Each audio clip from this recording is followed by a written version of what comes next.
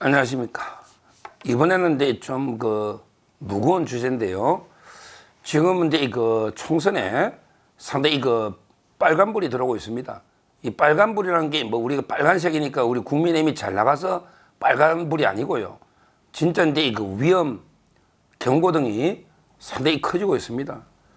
그리고 이제 윤 대통령과 또 한동훈 위원장 간의 또 갈등, 2차 갈등이 커지는 게 아닌가 이런 데 우려도 많이 이제 제기되고 있습니다. 지금 이제 선거가 임박 20 며칠 남았는데, 근데 사전투표 다 해버리면 또 이제 며칠 짧아집니다. 근데 나오는 여론조사마다 요즘 이게 저희가 여론조사 소개하기가 두려워요. 그래서 이제 거의 뭐 소개를 못 하고 있습니다. 그만큼 이게 처참합니다.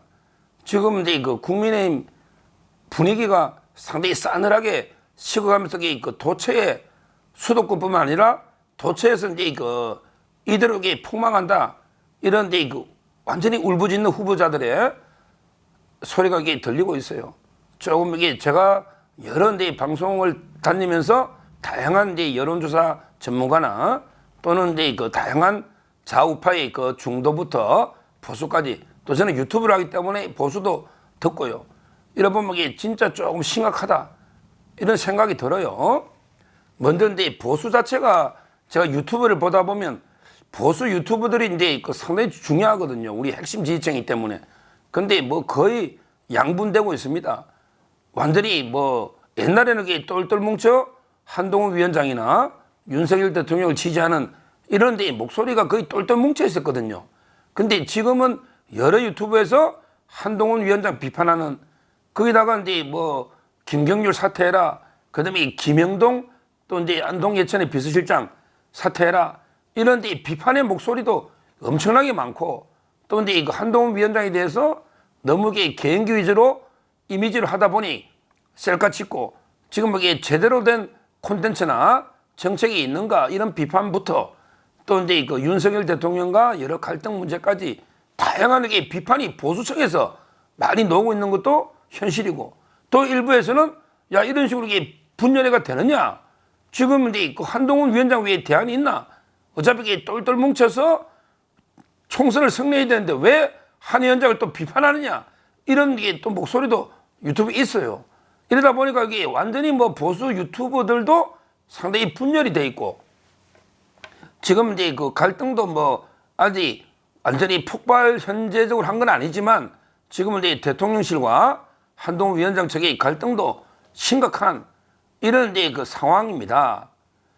자, 여기서 보통 뭐 저도 일개 유튜브 패널, 방송 패널에 불과하지만 나름대로 이제 해법을 제시해야 안 되겠습니까? 그냥 이게 뭐 비판하고 뭉치자, 뭐 욕하자 이런 거는 이게 누구나 할 수 있지 않겠습니까? 좀 이게 저도 오랫동안 한 10년 가까이 방송을 했고, 또 이제 저는 유튜브만 한 건 아니고 종편이나 심지어 지상파까지 하고 있기 때문에 한번 이제 제 나름대로 한번 해법을 한번 모색해보자. 그러면 이게 지금 20일인데 물론 이제 앞으로도 뭐 판세가 요동칠 수가 있고 여러 가지 이제 변수가 있기 때문에 뭐 위기가 기회지만, 그러나 이게 진짜 구체적으로 한번 우리 허심탄회하게 해법을 한번 모색해보자. 뭐 이런 데 제 고민을 많이 해서 뭐 제 생각을 한번 말씀드려 보겠습니다. 물론 이제 이게 다 답은 아니고 이것도 제 생각에 불과하다. 다만 이제 구체적인 해법을 좀 내놔야 되겠다. 이런 데 생각이 들어서 한번 지금 이게 현안이 뭔지 한번 정리를 해보려고 합니다. 지금 제가 보기에 갈등은요, 우리 보수 진영이나 아니면 대통령실과 이제 한 위원장 갈등은 크게 네 가지로 한번 정리해 보면, 첫째는 이제 도태우나 장해찬의 공천 취소나 무소속 출마, 도태우 변호사나 장해찬 이런 이제 무소속 출마나 공천 배제, 이걸 어떻게 갈등을 풀 것인가. 이거는 이제 도태우 변호사는 이제 보수 진영 내에서 분열이 있을 수 있고, 장해찬도 대통령 특보기 때문에 갈등이 있을 수 있거든요. 이 문제를 어떻게 풀 거냐, 요거 제 생각 하나. 그다음에 두 번째는 이제 우리 호주 대사 이종섭은 이제 국방부 장관 호주 대사 있잖아요. 이 문제하고 이제 그다음에 황상무 시민사회 수석 근데 발언이 있었잖아요. 요걸 이게 또 어떻게 풀 거냐.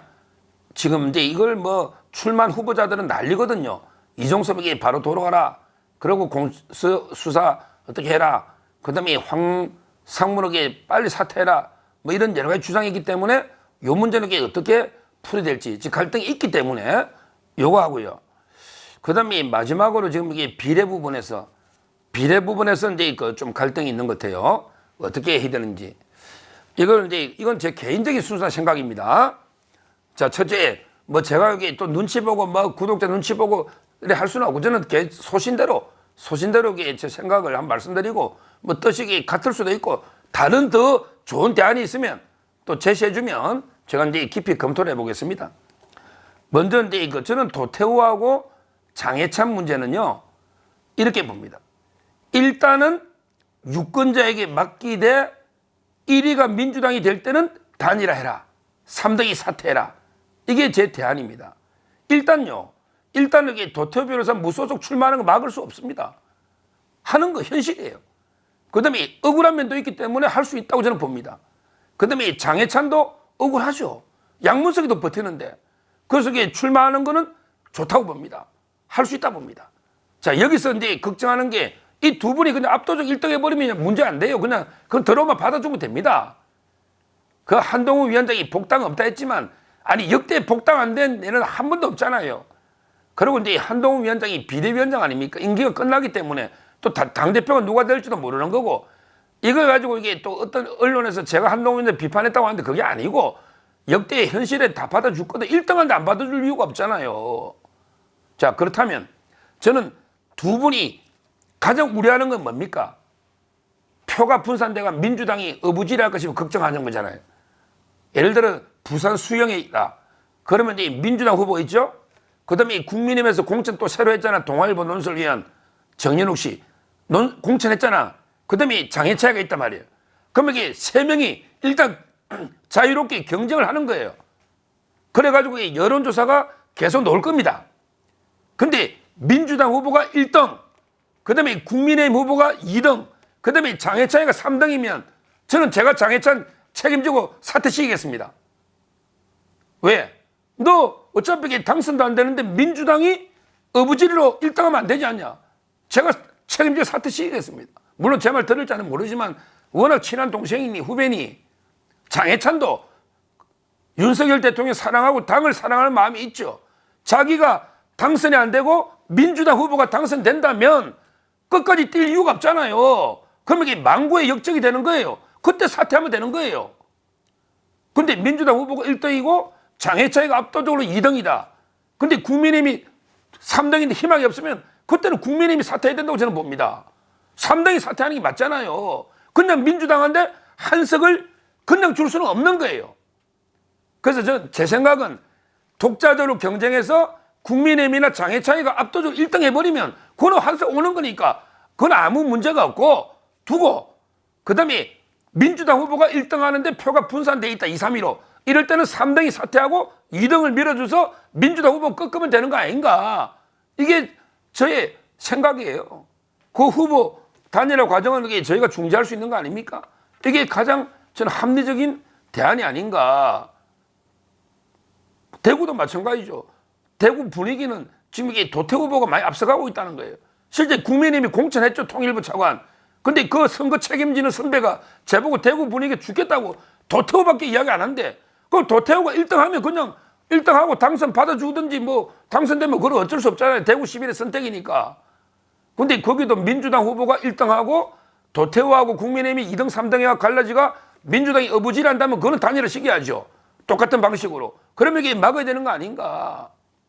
따라서 우리 그 공천 문제는 이제는 이제 뭐 자유롭게 출마를 이게 막을 상황도 아니고 수도 없고 하니까 자유롭게 경쟁을 하자. 그리고 이제 그 선거의 사전투표 전이나 임박해서 여론의 흐름을 보고 어떻게든 이게 민주당 후보의 당선은 막아야 된다. 그러기 위해서는 이게 당을 위해서 한 명은 단일화 희생을 해야 된다. 그때는 이게 3등 후보가 하는 게 원칙이죠. 그게 원칙입니다. 이렇게 저는 해결하자. 이 갈등을 더 이상 우리가 소모적으로 보수 우리끼리 싸울 이유가 없다. 이제 그 문제는 그렇게 맡기자. 이렇게 첫째 제안하고요. 그 다음에 두 번째, 이종석 대사는 저도 참 이게 제가 국방부 위원을 많이 맡고 있습니다. 제가 소통도 자주 하고 참 이게 억울한 거 맞아요. 진짜 억울합니다. 이거는 거리도 안 되는 걸 정치적인 고발만 해놨는데 공수처가 9월 달부터 수사 하나도 안 하고 그냥 출금 해놨는데 이게 말이 안 되거든요. 우리 이재명도 출금 안 하고 조국도 안 하고 아무도 안 했잖아요. 그리고 이거는 대통령에 대한 공격이에요. 이종섭 수사하면요. 대통령실에 임종덕부터 안보실 있잖아요. 거기도 너 개입한 거 아니냐. 이게 대통령을 겨냥한 거란 말이에요. 그걸 알아야 돼, 본질을. 이종섭이 밀리면 대통령까지 저 좌파들이 치고 들어오는 엄청난 이게 문제이기 때문에 이거는 원래는 양보할 수 없는 이런 사안인데 이게 원칙이고 법리고 팩트인데 근데 지금 또 이게 우리 수도권에 있는 후보들은 아우성입니다. 이거 국민들한테 언제 이거 설득하냐. 저 좌파들이 막 도망갔다고 도주대사 어쩌고 저쩌고 떠드는 걸 그러면 이게 선거는 며칠 안 남았는데 어떻게 이거 하느냐. 난립니다. 자, 여기서 우리 이제 논리 법리는 제가 충분히 우리 우파 국민들이 되니 여기서 제가 제시하는 거는 저는 이게 일단은 공처에 소환을 촉구하는 거죠. 공수처에 빨리 소환해라. 소환하면 바로 들어올 수 있거든요. 소환해라 일단 촉구하는데 근데 공처가 안 하잖아요. 안 하잖아요. 그러면 이게 저는 가슴 아프지만 일단 이게 들어와가지고 먼저 소환을 요구하자. 이까지는 이게 비상 상황이니까. 제가 이종섭 대사님 참 존경하고 억울한 건 너무 다 알고 공처 MBC 나쁜 거 다 아는데 지금 이게 공처가 소환을 해라고 한동훈 위원장이 저도 촉구합니다. 그런데 안 하잖아요. 안 하면 이게 총선 때까지 계속 호주에 있어야 되거든요. 근데 총선 끝나버리면 안 되잖아요. 따라서 저는 좀 이게 억울하고 부당하더라도 일단 이게 그냥 들어오시는 게 좋을 것 같아요. 지금 후보자들이 아우성치지 않습니다. 그냥 들어오셔가지고 우리 당당하게 내를 소환해라. 이렇게 요구하십시오. 안 하더라도. 조금 이게 대신에 대사직은 유지하면서. 왜 그러냐면 이게 뭐 인사권의 문제고 이거는 말이 안 되죠. 대사직을 사퇴하거나 처리하라는 건 아니고 대사직을 유지하되 본부에 좀 근무할 수가 있잖아요. 외교본부에. 그러면서 이게 공처에 오히려 내가 자진해서 조사받을 때 나를 소환하라. 이렇게 저는 촉구를 하면 그러면 이게 선거 때까지는 그래도 안 하면 계속 안 하면 공처 문제잖아요. 그 선거 끝나고 다시 나가시면 되죠. 선거 끝나고 다시 나가시면 되죠. 선거 며칠 안 남았잖아요. 저는 그렇게 한번 이게 해법을 참 이게 평소에 저는 이게 부당한 공개를 생각하지만 워낙 지금 선거가 비상 상황이니까 잠깐 이게 대사님 들어오셔가지고 오히려 공처를 소환하라고 하시고 그래도 계속 안 하면 이 공처 더 비난이 커질 거 아니에요. 그럼 선거 끝나고 나가시면 그 며칠 안 됩니다. 이게 물론 저는 원칙이나 법리에 안 맞다고 생각하지만 선거는 이게 또 정치의 영역이고 워낙 절박하지 않습니까? 한번 이게 그냥 들어오십시오. 제가 근데 뭐 대사님 워낙 억울한 거 제가 방송 전에 며칠 전에 제가 뜬 걸 봐도 알 겁니다. 이게 좌파들의 공작을. 그래도 이게 후보들이 아우성치고 있고 지금 이게 대위기이기 때문에 선거에 나중에 또 우리 대사님이나 또 대통령실이 이것 때문에 졌다는 또 핑계를 줄 수면 안 되잖아요. 당당하게 그냥 들어오셔가지고 수사를 자청하자. 이게 두 번째 제가 주장하는 어쩔 수 없는 저도 고민 끝에 내린 결론이다. 이렇게 두 번째 말씀드립니다. 그 다음에 세 번째 황상무. 야, 이 문제는 이게 진짜 제가 이게 전무를 보니까 이게 너무 억울해요. 황상무 이 문제도 이게 진짜 내용이 황당합니다. 제가 받아보니까 황상무 이 부분이 제가 이제 그때 기자들이 많이 참여하고 자료들은 이제 많잖아요. 그래서 이제 그때 도대체 어떤 이야기들이 있었느냐. 아니 황상무 님이 상당히 합리적이고 존경받는 게 언론인인데 출마도 하시고 그냥 밑도 끝도 없이 갑자기 뭐 핵할 이야기를 했겠냐. 이게 앞뒤라는 게 뭐 대화의 전체 흐름이 있을 거 아닙니까? 이걸 이제 그때 참석한 여러 기자들이 많을 거 아니에요. 이분들이 다 각자 기억과 녹취가 있잖아요. 이걸 가지고 이 대화의 전체 흐름을 이제 전모를 재생한 거죠. 가보니까 이제 처음에는 이제 방송 기자들 몇 명이 점심하자 해가지고 가볍게 갔고 처음에는 이게 갈 때마다 MBC 기자가 있는지도 몰랐다 하는 거예요. 그냥 이제 친한 기자들이 부르니까 뭐 갔다가 또 MBC가 늦게 합류했는지 뭐 어떻게 됐는지 이렇게 그 됐고요. 그리고 이제 오찬장에 그 여러 명이 있은 거 아니에요. MBC 기자만 있은 것도 아니에요. 한 5명 정도가 황상무님 외에 있었고요. 근데 좋은 분위기 이야기하면서 이제 뭐 과거 이야기도 하면서 이제 그 김신종 무장공비 이야기도 하고 또는 이제 그 판문점 도끼 마냥 여러 가지 과거 이야기도 화기애애하게 그냥 분위기 좋게 여러 이야기 했다는 거예요. 그러면서 이제 그 기자들이니까 언론 이야기가 나올 거 아닙니까? 언론 이야기가.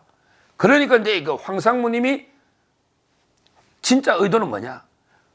언론 이야기 하면서 과거의 역대 정권에 보면 회칼로 언론을 협박한 예도 있었고, 그게 그 이야기잖아요.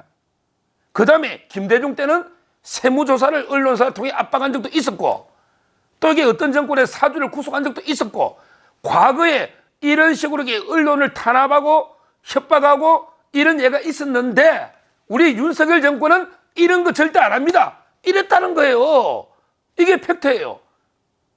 이걸 회칼만 딱 따가지고 마치 MBC 기자를 협박한 것처럼 180도 다르게 왜곡시킨 거 아닙니까? 과거에는 역대 정권에 사주도 구속해, 세무조사도 해, 회칼로도 협박해, 이게 있었는데 우리 윤석열 정권은 그런 수단도 없고 이런 거 안 하니까, 그래서 분위기 좋게 언론 기자들 좋게 윤석열 정권은 그거 안 한다는 거 아닙니까? 이게 팩트예요. 저 이 팩트 최근에 알았어요. 이거 알았을 때 방송 때 바로바로 떠들었지. 저 오늘 팩트를 받은 거예요. 이제 재생됐으니까. 그래서 오늘 YTN부터 하고 왔습니다. YTN부터 진실은 황상무님의 명예를 회복해 줘야 되고, 이게 진실이니까 이제 오늘 제가 YTN부터 방어를 한 거예요. 빨리 좀 알았으면 제가 빨리 했겠죠. 저는 황상무님이 무슨 맥락에 어떤 말이 나오는지 모르니까 본인이 부적절하다니까 잘못된 줄 알았지. 이 잘못된 게 없잖아요. 이걸 국민들한테 널리 알리고, 자, 그런데 그럼에도 중요한 게 이게부터 중요합니다. 황상무님, 제가 이 정도면 충분히 그 진상과 그다음에 그 우리 수석님의 그 명예 다 그 우리가 회복해드리고, 그럼에도 불구하고 선거는 제가 억울하니까 목이 잘 메이네. 지금 이게 그래도 선거가 얼마나 절박합니까? 지금 이 모든 걸 하나하나 설명할 시간적 여유나 이게 없지 않습니까? 없지 않습니까? 따라서 그냥 제가 대통령께 부담 주지 말고 그냥 사퇴해달라, 이렇게 제가 말씀드립니다. 지금 이 억울함은 알지만 우리 선거가 며칠 안 남았고 후보자들 아운성 치고 있는데 이거 버틸 수가, 대통령께 부담 줄 수는 없지 않습니까? 물론 대통령은 다 알기 때문에 수리 안 하고 해도, 저는 우리 이거 수석님이 이제 진짜 우리 나라를 위한다는 마음으로 어떻게든 여기 내가 사퇴하겠다. 근데 진실은 이거다. 이러면 우리가 진실을 더 알면 더 좌파들이 가짜뉴스를 공개했구나, MBC 나쁜 놈이다 알 거 아닙니까? 그래서 이제 그 마음이 진짜 아프지만 저는 사퇴를 해달라. 그러면 선거 끝나면 더 좋은 자리가 있지 않겠습니까? 선거 끝나면. 이렇게 저 간곡히 말씀을 세 번째로 드리고요.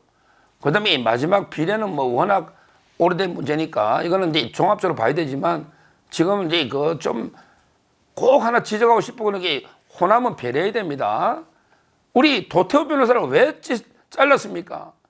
뭐 호남이 중요하다면서 호남 때문에 한다면서 해놓고, 지금 여기 후보가 전북에는 한 명도 없어가지고 전북의 지역구 10명이 전북 비례 안 주면 우리 다 사퇴하겠다고 지금 하지 않습니까? 큰일 난 거예요, 이거는. 지역구 후보 10명이 다 사퇴하겠다고 하잖아요. 아니, 당규에 보면 비례 호남에 25% 주게 돼 있지 않습니까? 근데 왜 그걸 배려 안 합니까? 호남은 이게 주기한 광주시당위원장 24번이 뭡니까? 놀리는 겁니까? 24번이 됩니까? 4년 전에 19번까지 됐는데 주지를 말지. 그 대통령 친분을 떠나서 저번에 시장도 나오고 호남을 배려하는데 24번이 뭡니까? 그게 사퇴해버리지 않습니까? 빨리 이게 수습해야 됩니다. 그 우리 주기한 광주시당위원장 24번인데 앞번호로 당선권으로 빨리 재배치를 해줘야 됩니다. 그 다음에 전북에도 빨리 이게 훌륭한 분 전북에 추천한 사람 주겠다. 그러면 전북에 위원장 10명이 합의해서 추천해와라. 이러면 돼요. 뭐 우리가 사천할 이유가 없잖아요. 뭐 윤 대통령이나 한동훈 위원장이 마음대로 뽑을 이유가 없잖아. 너가 호남에 10명, 전북에 10명 위원장이 합의해서 한 명을 추천해라. 훌륭한 사람. 그럼 비례 주의됩니다. 저는 호남이 배려해야 됩니다. 제가 이름은 구체적으로 안 하더라도 우리 호남이 왜 호남 자체도 중요하지만 수도권에 호남도 있지 않습니까? 좀 이게 비례는 순번을 바꿔야 되고 그리고 좀 이게 조정하는 김에 우리 제가요 진짜 이게 제가 보수에서 오래 활동하고 대통령실도 많이 알고 당도 많이 알아요. 근데 제가 아는 비례 개인적으로 아는 분이 딱 김장겸 MB 사람 한 명 있더라고. 제 핸드폰에 저장된 사람이 딱 한 명 있어요. 이 말은 5년 동안 문재인하고 싸우고 이재명하고 싸우고 조국이 싸운 투사가 안 보입니다. 아무도 안 보여요. 진짜 어디서 제가 듣도 보도 못한 막 여러분이 들어와 있는데 그중에는 뭐 10번에 보면 대구에 노총 뭐 했다는데 그것도 모르겠고요. 면접도 안 봤다잖아요. 또 이제 한 명은 바로 잡았지만 뭐 골프 접대로 강등된 분도 있다 하고요.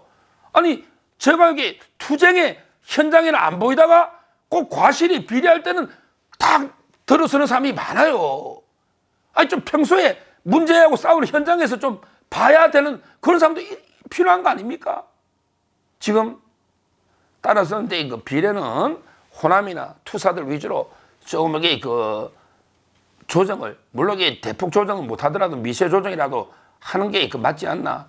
그런데 한 위원장도 어느 정도로 수용하겠다고 하니 제 말은 대통령실도 의견이 중요한 거 아니겠습니까?